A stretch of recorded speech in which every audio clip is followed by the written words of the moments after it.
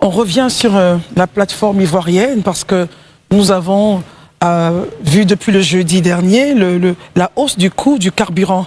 Alors malgré les mesures gouvernementales d'atténuation et les perspectives de hausse de la production locale, on a en Côte d'Ivoire et dans d'autres pays la flambée des prix des hydrocarbures sur le marché international influe le prix du carburant en Côte d'Ivoire. En Côte d'Ivoire, le prix du superplomb était de 820 francs et nous passons maintenant à 875 francs.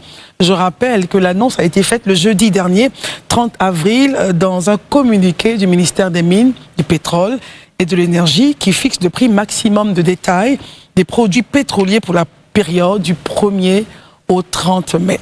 Marius Komoé, avant de vous donner la parole, j'aimerais peut-être faire un petit tour.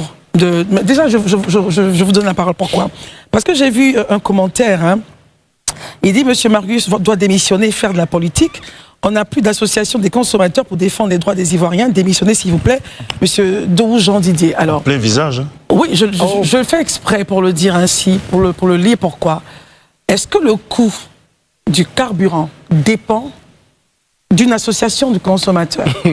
Est-ce que le coût du carburant dépend du gouvernement ivoirien ou nous sommes simplement influencés par ce qui se passe sur le marché national? Alors, si oui, le débat donc est ailleurs. Alors, Marius? il faut faire simple, hein, ces genres de propos, il faut les considérer comme étant des propos excessifs.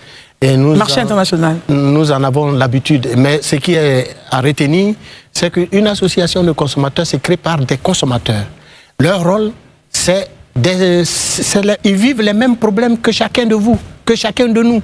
Leur situation sociale n'est pas différente de la situation sociale de quiconque.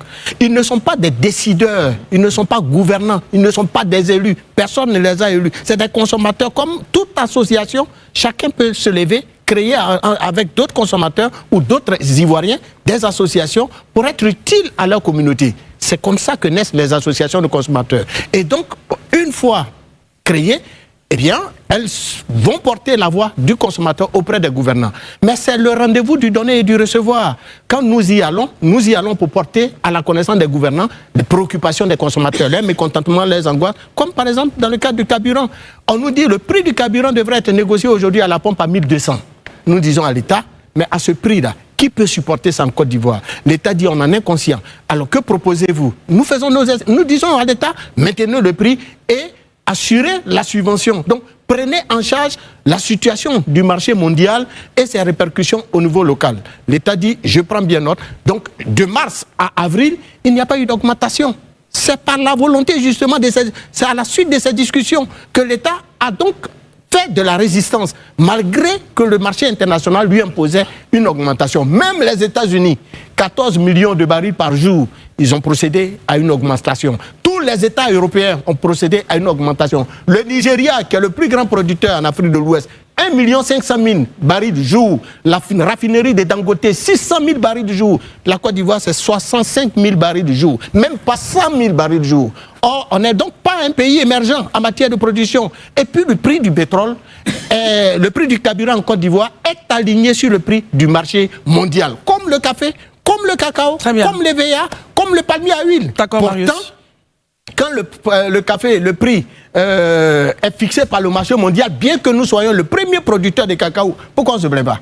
On subit. Beaucoup. Pourquoi les VA, le palmier à huile qu'on produit ici, a son prix fixé sur le marché mondial et la répercussion est faite au niveau local? Pourtant, les palmiers à huile sont sur notre territoire. Merci ici. Marius. Alors pour moi, donc, le point... Nous faisons ce qu'on a à faire, c'est-à-dire demander à l'État de maintenir le niveau social des Ivoiriens au moins de façon améliorée. C'est pour ça que le gaz n'est pas augmenté. Merci beaucoup, Marius. Alors, moi, mon point, en donnant ce message, c'était pas pour moi de voir de façon excessive. Il faut plutôt dire... Il y a de l'information à donner. C'est ça, de la pédagogie. Il y a de la pédagogie. Les gens pensent que les associations de consommateurs sont des clubs d'opposants. Non, on comprend bien. On n'est pas opposant à quelqu'un. Attendez. On n'a pas été sous Gbagbo, on n'est pas sous Ouattara, on est sous aucun gouvernement. Merci beaucoup, Marius. Alors, l'idée, c'est de faire de la pédagogie. C'est ça. Parce qu'on est aussi là pour ça. Nos frères et sœurs peuvent ne pas comprendre ce qui se passe. On est là pour leur dire... Voilà le point, et on ne manquera jamais de le faire. Et j'ai fait exprès, donc, pour vous lire ce commentaire, afin qu'on pose le plat et qu'on puisse déterminer les responsabilités, désigner en tout cas les responsabilités. Quand on a fait ce tour, Élysée, j'aimerais commencer avec vous. Certains disent c'est une autre épreuve pour les populations D'autres disent c'est vrai, c'est une épreuve pour les populations, mais comment faire? Quel boulon toucher, visser à l'effet que ce soit supportable pour notre nation? Élysée. Bon, Christelle, moi je pense que ce que très souvent on n'a pas eu l'habitude de faire sous nos tropiques et sous nos cieux, c'est le fait qu'on a souvent manqué de courage pour être véridique et franc envers les populations. La Côte d'Ivoire, je le dis toujours, n'est pas un pays exceptionnel, c'est pas une exception dans le monde. Donc elle ne vit pas en autarcie, elle vit dans le monde. Et tout ce qui se passe dans le monde d'une manière ou d'une autre a une influence sur notre pays. Marius a pris la peine d'expliquer tout à l'heure de long en large, donc je ne vais pas encore revenir un peu là-dessus, mais juste le fait comprendre, et je pense que c'était important, peut-être qu'en le disant avec la fougue, c'est pas très bien passé, mais ça n'a rien à voir, absolument rien à voir avec le fait qu'on soit producteur ou non de pétrole. Ça n'a absolument rien à voir. Parce que dans la ligne ouverte, justement, certains s'inquiétaient pour dire, mais on a Baleine, on a Eni. C'est ce que j'ai dit. Pourquoi est-ce qu'on a... Déjà, à ce niveau, il faut faire une pédagogie. On a découvert Baleine, on a découvert Calao, et c'est des gisements qui doivent rentrer en production. C'est pas parce qu'on a découvert que tout de suite c'est exploitable et en même temps, c'est pas comme ça que ça fonctionne. Là, aujourd'hui, il a dit, on a 65 000 barils jour avec le peu qu'on a. Mais avec la découverte, les projections nous amènent à 200 000 barils jour à l'horizon 2030. C'est même pas maintenant. Et puis après, on va peut-être espérer aller à 500 000 barils vers 2035. Là où, il le disait tout à l'heure, le Nigeria a par exemple 1,5 million de barils jour. Vous imaginez 1,5 million. Là où nous, on a juste 65 000 barils jour. Le Nigeria a 1,5 millions de barils jour. Mais vous savez combien coûte le pétrole au Nigeria aujourd'hui? Combien coûte le pétrole au Nigeria aujourd'hui? Allez-y. Ben oui, je vous donne ça rapidement parce que c'est important quand même de parler avec des chiffres. Quand vous prenez le Nigeria, premier producteur africain avec 1,5 million de barils jour, le super, il est passé de 347 francs CFA, je vous dis, le litre en février, à 559 depuis le 1er mai. Tout à fait. Le gasoil, là-bas, s'établit à 835 francs CFA le litre. Oui, environ 2050 naira.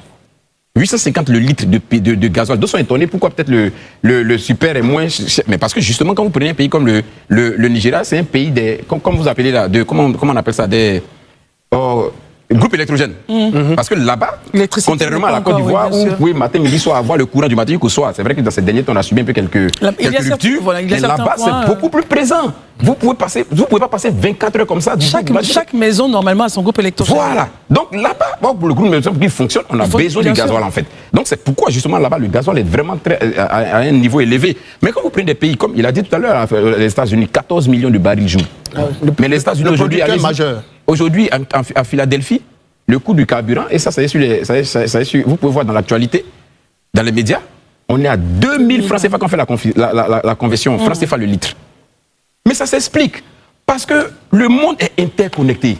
C'est pourquoi justement, il faut qu'on œuvre tous à lutter contre les situations de conflit, quel que soit le territoire dans le monde. Parce que forcément, un conflit a toujours un impact sur la suite. Parce qu'on est interconnecté. Aujourd'hui, c'est ce qui se passe dans le Moyen-Orient, mais c'est ce qui est en train de créer ce problème. Le prix du baril qui était à $70, aujourd'hui a franchi la barre de $120. Ouais. Vous imaginez, sur les $70, on est à $120. Ça fait plus de combien? $50 supplémentaires. Mais forcément, ça va avoir un coût sur le marché mondial. Et c'est ce qui justifie aujourd'hui qu'on soit dans ce schéma. Bon, je ne dirais pas malheureusement, je dis, nous, on a, en Afrique et notamment en Côte d'Ivoire, on a toujours eu cette volonté-là d'amoindrir les charges des populations. Et ça, je félicite les différents gouvernements qui sont passés jusqu'à aujourd'hui sur cette question-là. Ils ont supporté le coût sur les 2 derniers mois, 100 milliards de francs CFA. 2 mois seulement. C'est-à-dire la subvention de l'État. Pourquoi on maintient le rythme? On a 100 milliards. Pour ne pas qu'on ait 1200, le coût réel, l'État est obligé de subventionner. L'État subventionne déjà, mais déjà même pour les 2 mois où ça n'a pas été augmenté, parce que les augmentations ont commencé depuis février. Mais pour ne pas qu'on subisse ces augmentations, on a à présent, quand on évalue là, ce qui a été apporté comme subvention par l'État avec 100 milliards. Ça veut dire que si on reste sur ce rythme jusqu'en fin d'année, Christelle, fin d'année, il nous reste encore 6 mois, disons même 7. 7 mois, donc on sera peut-être autour de 600 à 700 milliards de francs CFA. Mais quand on subventionne 600, 700 milliards de francs CFA, mais qu'est-ce qu'on fait des écoles? Qu'est-ce qu'on fait des hôpitaux qui ont besoin d'avoir des scanners? Qu'est-ce qu'on fait comment dirais-je, des femmes qui ont besoin d'accoucher? Qu'est-ce qu'on fait des routes qu'on doit créer pour que les marchandises puissent sortir de la forêt? Mais c'est de ça qu'il s'agit. Donc à un moment donné aussi, il faut qu'on soit réaliste. Et je dis parce que malheureusement, on est dans tout ce problème, parce que par le passé, on n'a jamais eu le courage de regarder les populations en face. Et puis leur dire, la Côte d'Ivoire n'est pas une exception dans le monde. La Côte d'Ivoire fait partie du monde. Et quand une situation touche les autres, ça touche également la Côte d'Ivoire. Et donc, vous ne pouvez pas imaginer que vous allez avoir une vie aussi aisée, c'est-à-dire où rien ne va augmenter, vous allez rester au stade. Ce n'est pas possible. Vous prenez tous les pays, tout a augmenté. C'est la loi du marché qui est comme ça, c'est la loi mondiale qui est comme ça. Parce qu'avant, vous avez une population de 10 millions d'habitants, aujourd'hui, une population de 30 millions d'habitants, vous ne pouvez pas avoir les mêmes réalités, c'est plus possible. Les pressions sont plus énormes. Donc ça, c'est des choses qu'il faut dire aux populations. Maintenant, comment l'État, pour répondre à la question, il termine dessus, comment l'État peut amoindrir? L'une des premières mesures de l'État, ça a été de faire la subvention. Et l'État est tout dans cette dynamique-là. Parce que comme il a dit, sans cette subvention, peut-être aujourd'hui, on sera à 1200 le litre, dont l'État continue d'amortir. Mais malgré ça, l'État fait quelque chose que je trouve quand même à saluer. Rencontrer les organisations de consommateurs, rencontrer les transporteurs pour leur dire, OK, nous, on est face à une situation. On n'a pas d'autre choix que de monter le carburant. Mais voyez, vous... Comment à votre niveau? Voilà ce qui peut être fait pour qu'on maintienne le coût tel que... Ça veut dire que l'État décide de laisser quelque chose. Il y a une contrepartie. Pour qu'on n'augmente pas le transport, il y a une contrepartie. Donc ça, c'est des efforts que l'État fait. Maintenant, après, pour terminer, comme je le dis, il faut qu'on se réveille de notre sommeil et que désormais, on puisse éduquer les populations sur le fonctionnement de l'État. Surtout sur les produits de grande consommation et qui ont un impact parce que le coût est décidé au niveau mondial. Il faut qu'on fasse de la pédagogie chaque jour dans nos médias et puis dans les écoles pour que les Ivoiriens comprennent. Parce que c'est normal qu'ils disent que pourquoi ça a augmenté, puis on a augmenté, mais si on leur explique qu'on n'est pas une exception. Mais voilà pourquoi on est arrivé à ce niveau. Je crois qu'on va éviter beaucoup de grabuge. Merci. Herman, alors pour vous, le débat devrait se situer à quel niveau? Nous sommes indépendants. Nous ne sommes pas dépendants justement dans cette situation. On est influencé drastiquement par tout ce qui se passe. Alors comment est-ce que selon vous on devrait pouvoir diriger sur l'influence des marchés, du marché international et même des crises qui emmènent, qui influencent, qui impactent souvent négativement le prix du pétrole, le comportement du prix du carburant sur le marché. Mais en même temps, il y a quand même certaines choses, je pense. Les États-Unis, c'est vrai, il a pris l'exemple de la Philadelphie. Il dit environ 2000 litres, c'est pas juste. Parce qu'en réalité, aux États-Unis, le carburant, il est en fonction du gallon. Le gallon, c'est environ 4 litres. Donc, si ça coûte 2000, le gallon coûte 2000 francs environ, le prix du litre, c'est environ 500 francs. Quand j'ai fait le calcul, ça fait 607 francs CFA. Donc, pour un pays qui a 14 000 barils jour. Oui, non, oui, en tout cas, c'est 607 francs CFA, mais non pas 2000 francs le litre. C'est le gallon qui fait environ ça. Maintenant, pour revenir au fondamental, moi, je pense que de toute façon, les Ivoiriens sont habitués à ce prix-là. De 2023 à 2025, à mi-2025, on était à 875 francs CFA. L'État a fait des efforts pour réduire cela.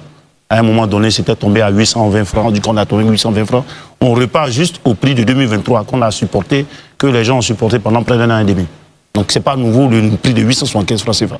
On a déjà atteint ça ces dernières années, à un moment donné, et l'État a pu, lorsque les coûts ont baissé, l'État a pu réglementer pour qu'on revienne à 820 francs. C'est vrai qu'on n'a pas trop duré dans les 820 francs, mais avec les contextes qu'ils ont expliqués, on peut comprendre. Maintenant, moi, quand je dis ça, quand je finis de dire ça, vous savez, aujourd'hui, j'ai pris un véhicule VTC. Ouais. Je suis tombé sur un qui parlait du coût qui a augmenté, on en parlait, mais il dit qu'il lui ne ressent pas ça, ça fait 2 ans. Comment ça? Simplement parce qu'il a changé de véhicule. Il est comment on appelle, avec les véhicules électriques. Donc aujourd'hui, tant qu'on ne vient pas se détourner des énergies fossiles, et ça c'est votre combat, qui sont budgétivores, ça je vous le dis. D'abord c'est budgétif, c'est pas économique, c'est pollueur. Mais on est dedans, c'est un choix qu'on fait. Donc aujourd'hui il y a des gens, vous demandez-leur ceux qui se sont habitués à utiliser les véhicules électriques et autres, même les hybrides. Ils n'ont pas les mêmes soucis que nous parce qu'ils chargent. Quand ils disent qu'ils chargent 5 000 francs, ça leur permet de faire. Et les bonbonnes de rechargement, on les trouve partout. Que d'autres personnes utilisent 20 000 francs pour charger, pour faire toutes leurs courses de VTC dans la journée. Est-ce qu'on peut, je veux dire, les bonbonnes de rechargement, les bornes, pardon. Oui, aujourd'hui, il y en a partout. Il y en a partout. Sinon, ils ne seraient pas là. Donc, c'est cette mutation-là qu'il nous faut. C'est cette mutation-là qu'il faut. Et puis, il y a cette mutation qu'il faut, mais les États aussi doivent pouvoir encourager des bornes pour que des sources-là soient des sources d'énergie renouvelable. C'est vrai qu'on utilise, c'est encore moins cher lorsqu'on utilise les énergies fossiles. C'est-à-dire que lorsque tu vas utiliser l'électricité, tu utilises l'électricité qu'on a.